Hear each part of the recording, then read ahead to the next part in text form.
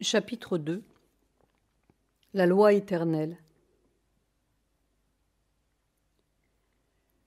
Notre prolétariat est enfoncé dans l'ignorance et écrasé de détresse, s'écrie Sri Aurobindo, à peine débarqué en Inde. Ce ne sont pas des problèmes métaphysiques qui se posent à lui, mais un problème d'action. Agir. Nous sommes au monde pour agir.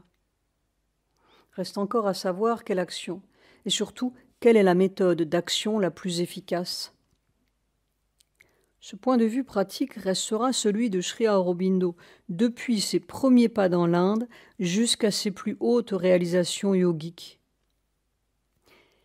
Nous nous souvenons, qu'on nous pardonne cette digression, d'être allés dans l'Himalaya et d'y avoir vécu des jours privilégiés en compagnie d'un homme sage parmi les pins, les lauriers roses, devant un horizon de glaces étincelantes entre ciel et vallée. Tout cela est fort bien. Et nous nous disions qu'il était aisé d'avoir des pensées divines, peut-être même des visions, à cette hauteur du monde, mais en bas. Nous n'étions pas tout à fait dans l'erreur. Bien que, nous l'avons appris plus tard, on puisse faire, et faire beaucoup pour le monde, dans le silence et l'immobilité du corps. Une illusion tenace nous fait confondre l'agitation avec l'action.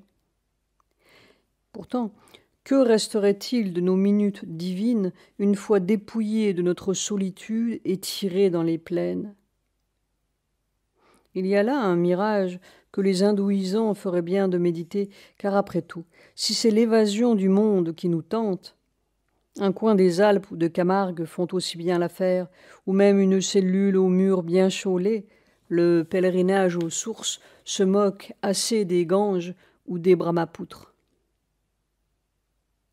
Qu'allait apporter l'Inde à Sri Aurobindo? Et possède-t-elle quelques secrets qui vaillent pour l'action dans la vie? À en croire les livres qui parlent d'hindouisme, il s'agirait d'une sorte de paléontologie spirituelle entrecoupée de polysyllabes sanskrites, comme si l'Indien était un philosophe énigmatique doublé d'un idolâtre impénitent. Mais si nous regardons l'Inde simplement, du dedans, sans avoir la prétention d'y découper des paragraphes d'hindouisme, toujours faux, car nous risquons d'être comme ce voyageur qui courut Delhi en mai et trouva l'Inde torride. Mais s'il était allé au sud et à l'est, en novembre, en mars et dans tous les sens, il aurait vu que l'Inde est froide et bouillante, spongieuse, désertique, méditerranéenne et douce, qu'elle est un monde aussi indéfinissable que son hindouisme, qui n'existe pas, parce que l'hindouisme n'est pas une croyance, ni une longitude spirituelle. On n'y fait pas le point, tous les points possibles y sont. Alors, nous découvrons que l'Inde est le pays d'une immense liberté spirituelle. Le dit hindouisme est une invention occidentale. L'Indien dit seulement la loi éternelle, Sanatana Dharma, qu'il sait bien n'être pas une exclusivité indienne, mais musulmane aussi, nègre, chrétienne et même anabaptiste. Ce qui semble la partie la plus importante d'une religion pour l'Occident, c'est-à-dire la structure qui la distingue des autres religions et qui fait que l'on n'est pas catholique ou protestant à moins de penser comme ceci ou comme cela et de souscrire à tel ou tel article, est la partie la moins importante pour l'Indien qui cherche instinctivement à effacer les distinctions extérieures pour retrouver tout le monde au point central où tout communique. Cette ampleur est autre chose qu'une tolérance, entre guillemets, qui est seulement l'envers négatif de l'intolérance. C'est la compréhension positive que chaque homme a un besoin intérieur, qu'on appelle Dieu ou de bien d'autres façons, et que chaque homme a besoin d'aimer ce qu'il comprend de Dieu, à son niveau et au stade particulier de son développement intérieur, et que la façon de Paul n'est pas celle de Jean. Que tout le monde puisse aimer un Dieu crucifié, par exemple, semble contre nature à l'Indien moyen qui s'inclinera respectueusement devant le Christ avec autant de respect spontané que devant sa propre image de Dieu, mais qui comprendra que le visage de Dieu est aussi dans le rire de Krishna, la terreur de Kali, la douceur de Sarasvati, et dans 1000 et 1000 autres qui dansent, polychromes et moustachus, et gais et redoutables, illuminés, compatissants, aux tours exubérantes des temples. Un Dieu qui ne sait pas rire n'aurait pas pu créer cet univers humoristique, disait Sri Aurobindo. Et que tout est son visage, tout est son jeu, terrible et beau, baroque comme notre monde lui-même. Car ce pays, si gorgé de Dieu, est aussi et en même temps le pays d'une foi monolithe en l'unité. Unique, il préside à toutes les naissances et toutes les natures, lui-même la matrice de tout. Shvetashvatara Upanishad 5.5. Mais tout le monde ne peut pas sauter du premier coup dans l'absolu. Il y a bien des degrés dans l'ascension, et tel qui est prêt à comprendre une petite Lalita au visage d'enfant et à lui apporter son encens et fleurs, ne saurait s'adresser à la mère éternelle dans le silence de son cœur. Et tel autre rejettera toutes les formes pour s'abîmer dans la contemplation de cela qui est son nom. Tels les hommes viennent à moi, tels je les accepte. C'est mon chemin que les hommes suivent de tous côtés, dit la Gita 4.11. Note de bas de page, tous les textes sacrés que nous citerons dans cet essai, Upanishad, Veda, Gita, etc., sont dus à la traduction de Sri Aurobindo. On le voit, il y a tant de façons de comprendre Dieu, en 3 ou en des millions de personnes, qu'il vaut mieux ne pas dogmatiser, à peine de trancher et trancher, et de ne plus laisser finalement qu'un Dieu cartésien, unique et universel à force d'étroitesse. Peut-être confondons-nous encore l'unité et l'uniformité. C'est dans l'esprit de cette tradition que Sri Aurobindo écrira bientôt « La perfection du yoga intégral viendra quand chaque homme sera capable de suivre son propre chemin de yoga et de travailler au développement de sa propre nature dans sa poussée vers ce qui transcende toute nature. Car la liberté est la loi finale et l'ultime accomplissement. » L'Indien non plus ne dit jamais « croyez-vous en Dieu ?» La question lui semble aussi puérile que « croyez-vous en CO2 ?» Il dit simplement « faites l'expérience. Si vous faites ceci, vous arriverez là, et si vous faites telle autre chose, vous arriverez à tel autre résultat. » Toute l'ingéniosité, la minutie, la précision que nous avons déployée depuis un siècle ou deux à l'étude des phénomènes physiques, l'Indien l'a mise avec une rigueur égale depuis 4 ou 5 millénaires à l'examen des phénomènes intérieurs. Pour un peuple rêveur, entre guillemets, il nous réserve des surprises. Et si nous avons quelque honnêteté, nous aurons vite fait de voir que nos études intérieures, entre guillemets, c'est-à-dire notre psychologie, notre psychanalyse, notre connaissance de l'homme, sont encore à l'état balbutiant, pour la simple raison que la connaissance de soi est une ascèse aussi méthodique, aussi patiente et parfois aussi fastidieuse que les longues années d'introduction à la physique nucléaire.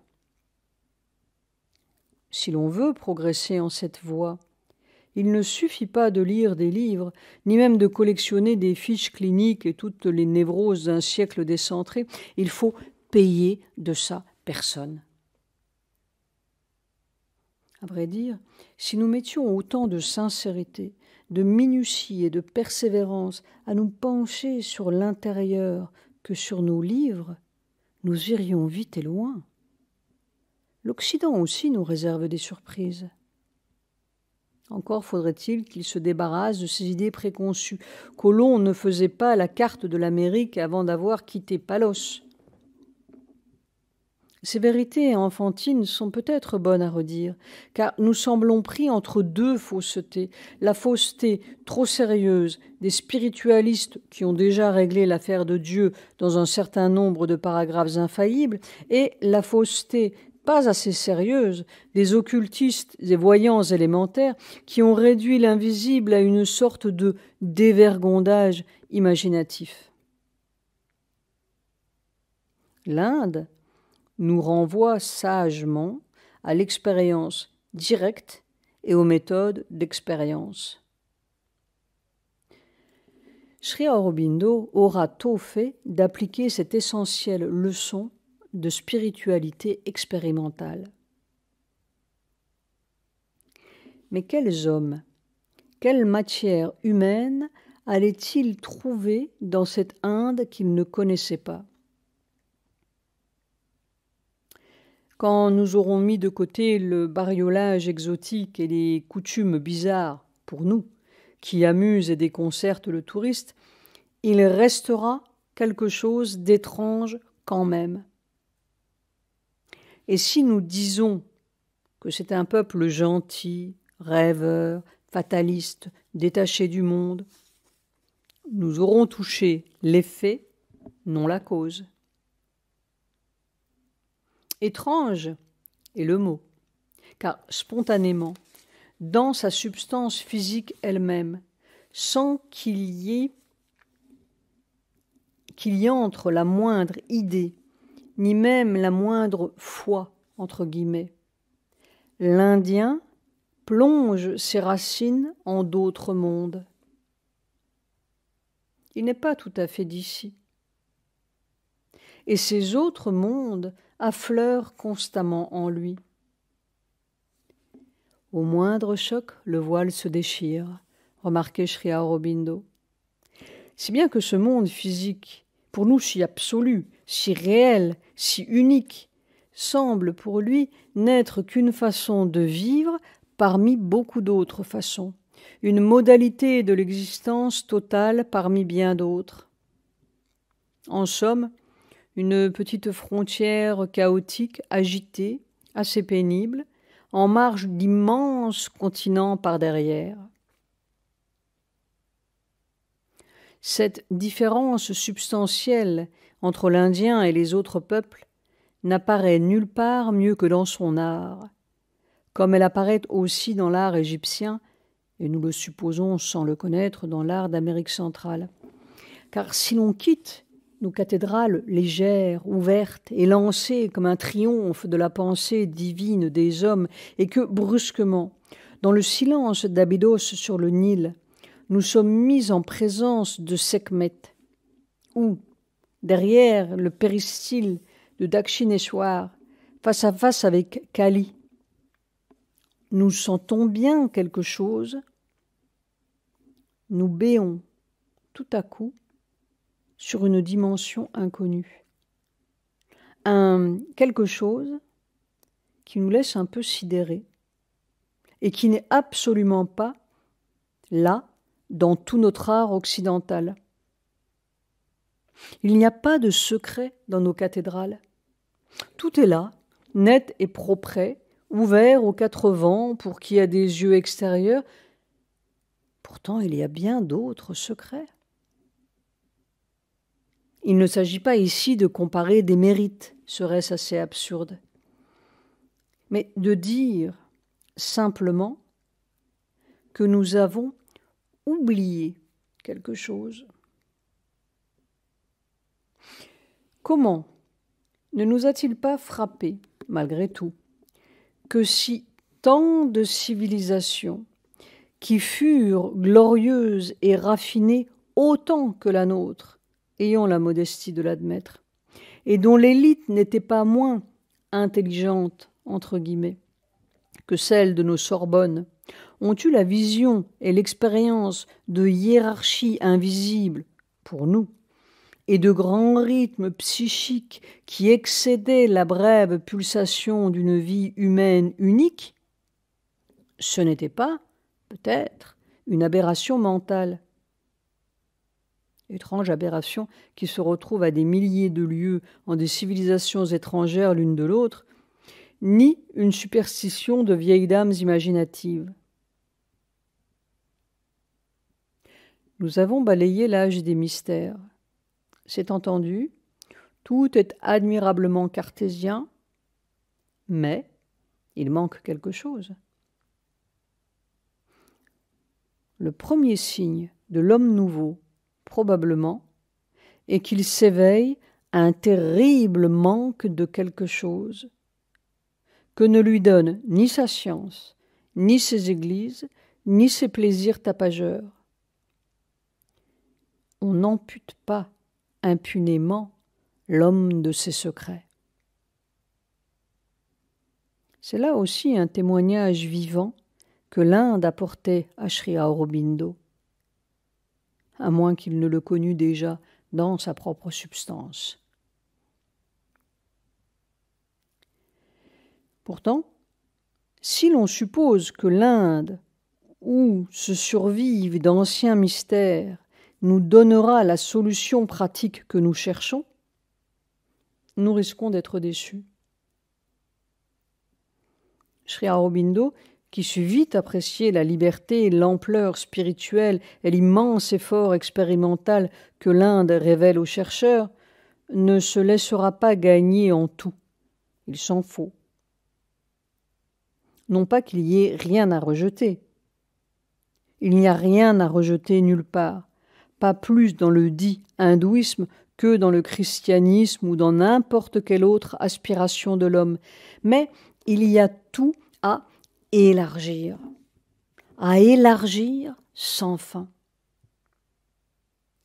Ce que nous prenons pour une vérité ultime n'est le plus souvent qu'une expérience incomplète de la vérité. Et sans doute, la totalité de l'expérience n'existe-t-elle nulle part dans le temps et dans l'espace, en aucun lieu, aucun être, si lumineux soit-il, car la vérité est infinie, elle va toujours de l'avant. Mais toujours on se charge les épaules d'un fardeau interminable, disait un jour Mère dans une conversation sur le bouddhisme. On ne veut rien laisser tomber du passé et on est de plus en plus courbé sous le poids d'une accumulation inutile. Vous avez un guide sur un morceau de chemin, mais quand vous avez passé ce morceau de chemin, laissez le chemin et le guide et allez plus loin. C'est une chose que les hommes font avec difficulté. Quand ils attrapent quelque chose qui les aide, ils s'accrochent, et puis ils ne veulent plus bouger. Ceux qui ont fait un progrès avec le christianisme ne veulent pas le laisser et ils le portent sur leurs épaules. Ceux qui ont fait un progrès avec le bouddhisme ne veulent pas le laisser et ils le portent sur leurs épaules et cela alourdit la marche et cela vous retarde indéfiniment. Une fois que vous avez passé l'étape, laissez-la tomber, qu'elle s'en aille, allez plus loin.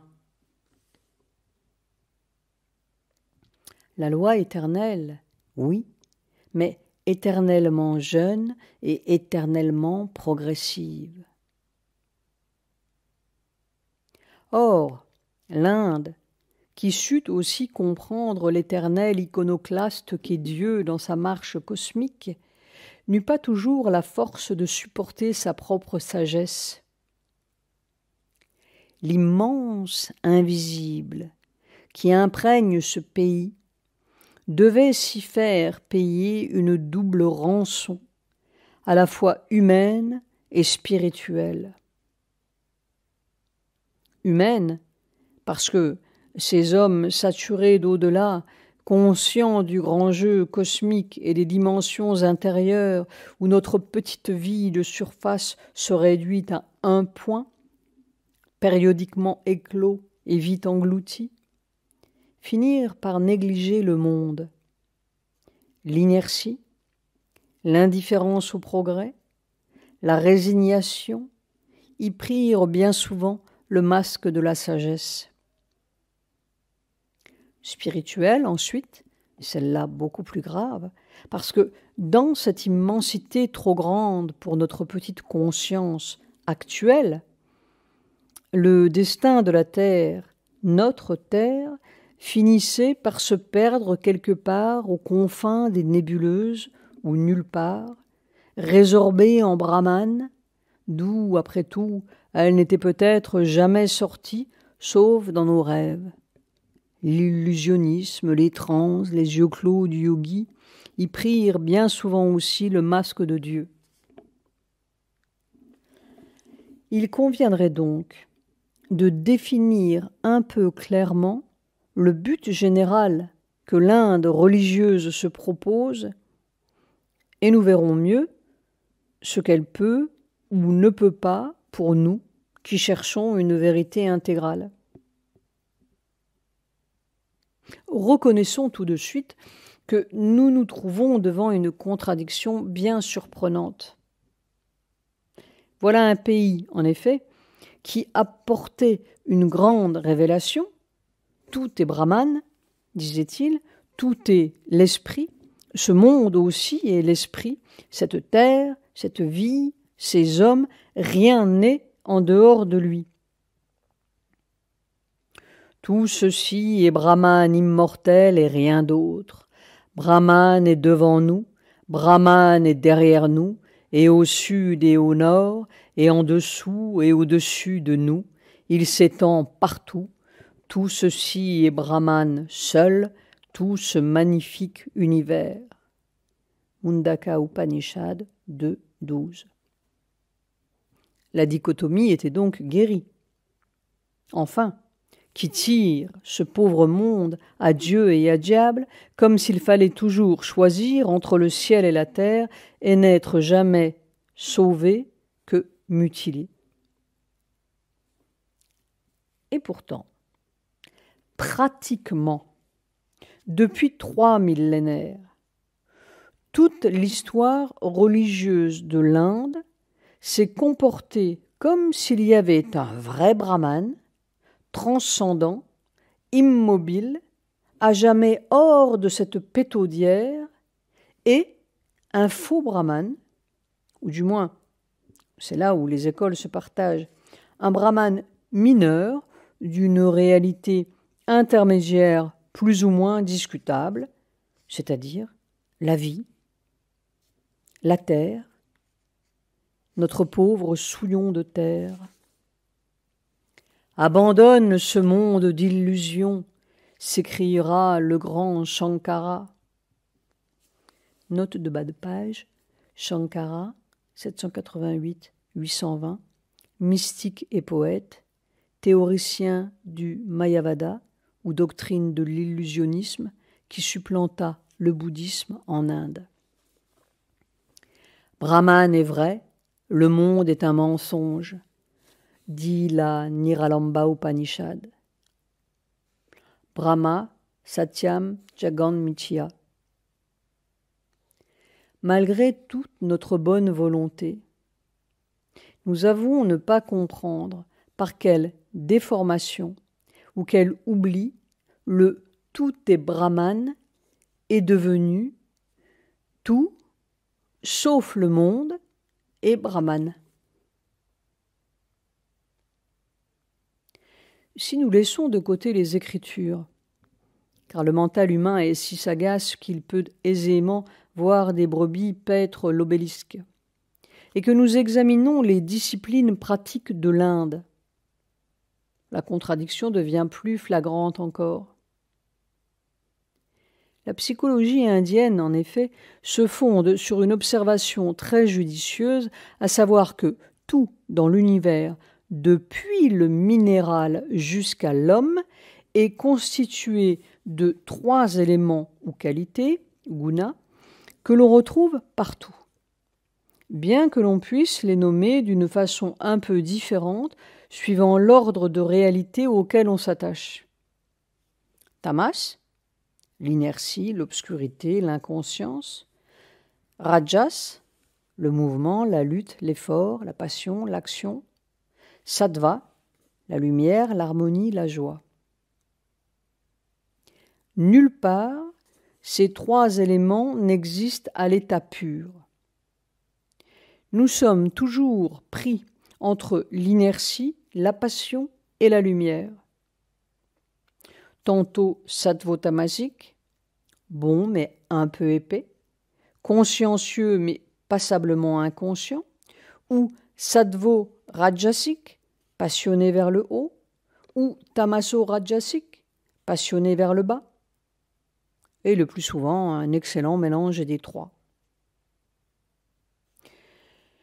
Dans le plus noir, tamas, la lumière brille aussi. Mais l'inverse est également vrai, malheureusement. Bref, nous sommes toujours en équilibre instable.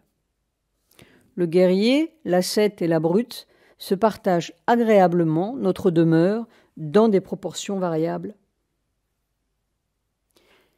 Les diverses disciplines indiennes cherchent donc à rétablir l'équilibre, sortir du jeu des 3 gunas qui nous ballottent sans fin de la lumière à l'obscurité, de l'enthousiasme à l'épuisement ou de la grisaille à nos joies fugitives et nos souffrances répétées, et prendre position au-dessus, c'est-à-dire retrouver la conscience divine, yoga, qui est le lieu du parfait équilibre. À cette fin, elles visent toutes à nous sortir de l'état de dispersion et de gaspillage dans lequel nous vivons et à créer en nous une concentration suffisamment puissante pour briser les limites ordinaires et, le jour venu, basculer dans un autre état. Ce travail de concentration peut s'effectuer à n'importe quel niveau de notre être, psychique, vital, mental. Suivant le niveau choisi, nous pratiquerons donc tel ou tel yoga, Hatha Yoga, Raja Yoga, Mantra Yoga et beaucoup d'autres, infiniment d'autres qui jalonnent l'histoire de notre effort. Nous n'avons pas ici à discuter l'excellence de ces méthodes ni les résultats intermédiaires fort intéressants auxquels elles peuvent conduire. Nous sommes préoccupés seulement de leur but, leur destination finale. Or, cette position au-dessus semble n'avoir aucun rapport avec la vie. Tout d'abord parce que ces disciplines extrêmement astreignantes exigent des heures et des heures de travail chaque jour, sinon une solitude complète. Ensuite, parce que le critère de la réussite est un état de transe ou d'extase yogique, samadhi, équilibre parfait, béatitude inexprimable, où la conscience du monde est engloutie, balayée. Brahman, l'esprit, n'a décidément pas de contact avec notre conscience de veille ordinaire. Il est en dehors de tout ce que nous connaissons. Il n'est pas de ce monde. D'autres l'ont dit, qui n'étaient pas indiens. En fait, toutes les religions du monde l'ont dit. Et que l'on parle ici de salut ou là-bas de libération, mukti, que l'on dise le paradis ou la cessation de la ronde des réincarnations, ne fait pas de différence à l'affaire puisque, finalement, il s'agit d'en sortir. Pourtant, il n'en fut pas toujours ainsi. Entre la fin de l'âge des mystères, ici et là, et l'apparition des grandes religions, une faille s'est creusée. Une connaissance s'est voilée qui ne faisait pas cette formidable distinction entre Dieu et le monde. Toutes les traditions, toutes les légendes en témoignent. Le conflit entre la matière et l'esprit est une création moderne. Les dits matérialistes sont bel et bien les enfants, légitimes ou non, des spiritualistes, comme les fils prodigues sont la création des pères avares. Entre les premières Upanishads d'il y a quelque 3 ou 4 000 ans, elles-mêmes héritières des Védas, qui voyaient Dieu partout dans ce merveilleux univers, entre guillemets, et les dernières Upanishads, un secret s'est perdu. Il ne s'est pas perdu seulement en Inde, il s'est perdu en Mésopotamie, en Égypte, en Grèce, en Amérique centrale. C'est ce secret que Sri Aurobindo allait redécouvrir.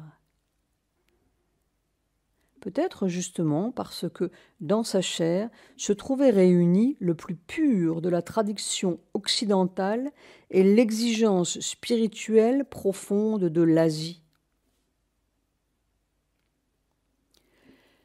L'Orient et l'Occident, dit-il, ont deux façons de voir la vie, qui sont les deux côtés opposés d'une seule et même réalité. Entre la vérité pragmatique que la pensée vitale de l'Europe moderne est prise de la vigueur de la vie et de la danse de Dieu dans la nature, affirme avec tant de véhémence et d'exclusivisme, et la vérité immuable et éternelle que la pensée indienne est prise de calme et d'équilibre, aime et cherche avec une égale passion dans sa quête exclusive, il n'y a point ce divorce, ni cette querelle que prétendent la pensée partisane, la raison séparatrice, l'absorbante passion d'une volonté de réalisation exclusive. La vérité une, éternelle et immuable, est l'esprit. Et sans l'esprit, la vérité pragmatique de l'univers n'aurait pas d'origine ni de fondement. Le monde serait dépourvu de sens, vide de direction intérieure, sans destination, un feu d'artifice qui tourbillonne dans rien pour s'épanouir nulle part. Mais la vérité pragmatique non plus n'est pas un rêve du non-existant, pas une illusion, ni une chute prolongée dans un délire futile de l'imagination créatrice. Autant dire que l'esprit éternel est un ivrogne ou un rêveur, ou le fou de sa propre hallucination gigantesque. Les vérités de l'existence universelle sont de deux sortes.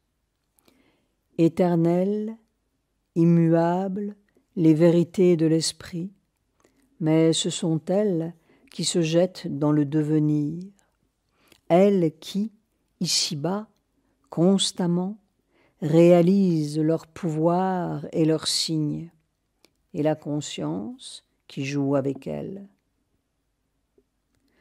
Dissonance, variation, exploration des possibles, réversion, perversions et conversions ascendantes en un motif harmonique toujours plus haut.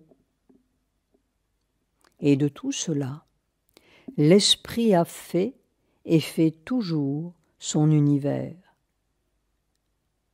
Mais c'est lui-même qu'il fait en lui, lui-même le créateur et l'énergie de création, la cause et la méthode et le résultat des opérations, le mécanicien et la machine, la musique et le musicien, le poète et le poème, lui-même, le supramental, le mental, la vie et la matière, l'âme et la nature.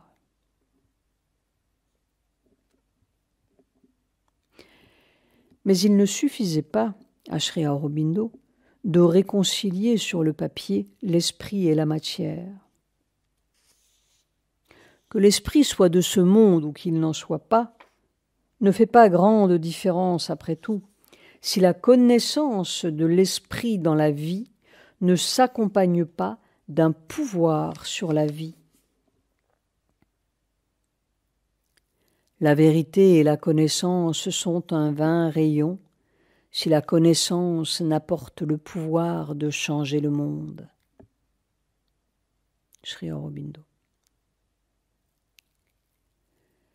Le secret perdu n'était pas une vérité théorique, c'était un pouvoir réel de l'esprit sur la matière. C'est ce secret pragmatique que Sri Aurobindo allait peu à peu retrouver expérimentalement en ayant le courage à la fois de sauter par-dessus sa culture occidentale et par-dessus la tradition religieuse hindoue, tant il est vrai que l'essentiel émerge quand on a tout oublié.